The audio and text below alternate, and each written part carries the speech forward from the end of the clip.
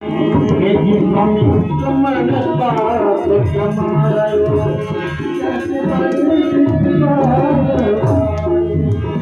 ये मैं सासु ननद सताई ये मैं किशोर हमारी ये मैं सासु ननद सताई ये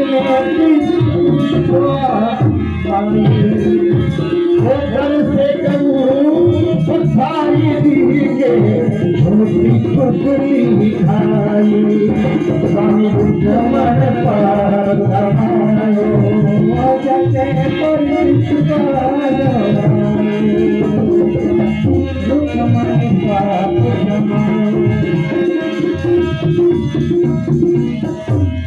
रुक्मणी जी कहती है प्रभु ऐसा मैंने कोई पाप मेरे जानने को भगवान में नहीं किया। क्या कह रही हैं कि मैं भूखा पिंपल उठाया और दोषा के दोष लगाया। तो देखिए ब्राह्मण को जीवने का निमंत्रण दे करके और घर पर बड़े आदर से बुलाना चाहिए, बढ़िया आसन दे करके और ब्राह्मण को मनुष्य भोजन करवाना चाहिए। भोजन भरपेट करवाएं और पूछ करके करवाए कि महाराज और ले लीजिए। ये ना हो कि वो भी ब्राह्मण शर्मा जाए और थोड़ा खा करके उठ जाए, क्योंकि ब्राह्मण की तृप्ति होना ही फल की प्राप्ति होना है। पूछ करके भोजन करवाए। भोजन के पश्चात तिलक करें, पुष्प फल वस्त्र और दक्षिणा ये देकर के हाथ जोड़ करके ब्राह्मण को विदा करना चाहिए। अगर भूखा उठा देते हैं ब्राह्मण को, अगर भूखा उठा देते हैं तो महादोष लगता है, महापाप लगता है। ऐसी स्त्री आगे जाकर के बड़े कष्ट भुगतती है, इसलिए कभी भी ऐसा पाप नहीं करना चाहिए।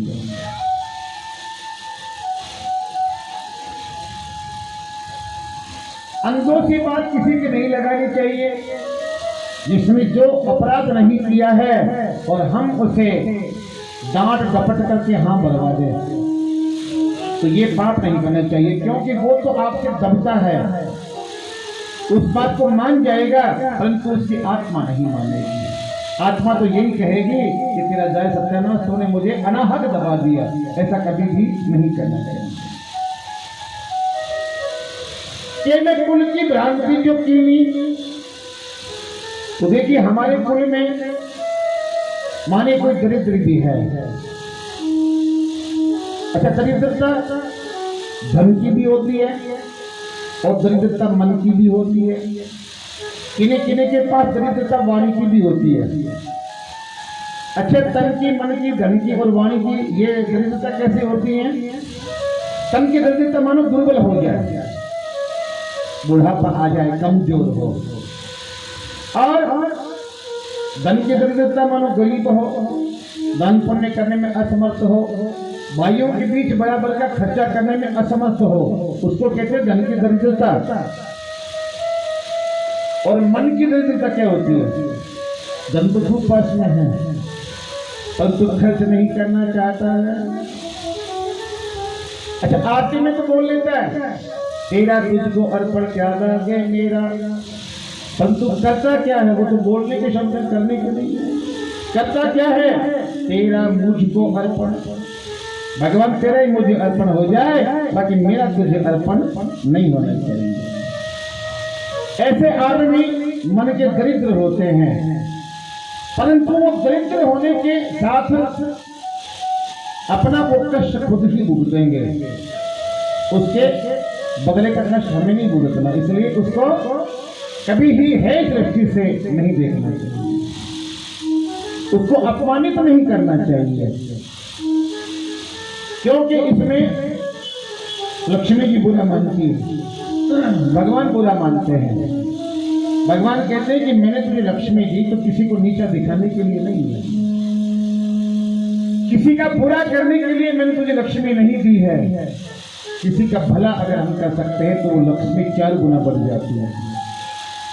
और अगर हमने किसी की असहाय की सहायता कर दी उस धन से, तो निश्चित मानिए 1000 गुना होकर के वापस लौटता है। अब भाई अच्छा, भगवान के नाम में धर्म किया हुआ निश्चित मानिए और डूबता नहीं है। ये कथा हम आपको कल सुनाएंगे। इतना ही कहेंगे आज तो कि धर्म भगवान के नाम में किया हुआ कभी डूबता नहीं है, कई गुना होकर के वापस वो आ जाता है। इसलिए मन में ये संशय नहीं रखना चाहिए, क्योंकि दान करने से धन शुद्ध हो जाता है। अगर धन चाहिए किसी को तो धर्म करना चाहिए अपने सामर्थ्य के अनुसार। दुर्बल को दान नहीं देनी। दुर्बल माने जो कमा कर खाने में असमर्थ है और मांगने हमारे द्वार पर आ गया, तो उसे जो भी हमारे हाथ से बने दान देना चाहिए। दान देकर के पीछे से बात नहीं करनी चाहिए कि हमने दान दे दिया, अब इस दान का क्या करेगा, कैसे भी कर्म में खर्च करेगा, क्या पता क्या करेगा। तो इसमें क्या होता है कि हमने दान दे दिया, हमने अपना कर्म पूरा कर दिया। अब उस दान को लेकर के वो क्या कर्म करता है ये उसके कर्म जाने, ये आपके सोचने की बात नहीं है। अगर आप मन में कल्पना कर लेते हैं तो आपका दिया हुआ दान व्यर्थ हो जाता है। इसलिए कभी भी ऐसा कर्म नहीं करना चाहिए। के में हरि की भक्ति नहीं पहचाने, तो भाई देखिए, के में सत्संग नहीं पहचाने। भगवान की भक्ति और सत्संग मनुष्य देह पाकर के कभी भूलना नहीं चाहिए। क्योंकि जरा सोचिए, इस बात में कहीं भी झूठ नहीं है। जो कुछ हमारे वेदों में लिखा है वो सारा सत्य है। भगवान की कथाओं पे अविश्वास करना भी एक पाप की संज्ञा में आता है, वो भी पाप कहलाता है। इसलिए अपना कर्म करते रहिए और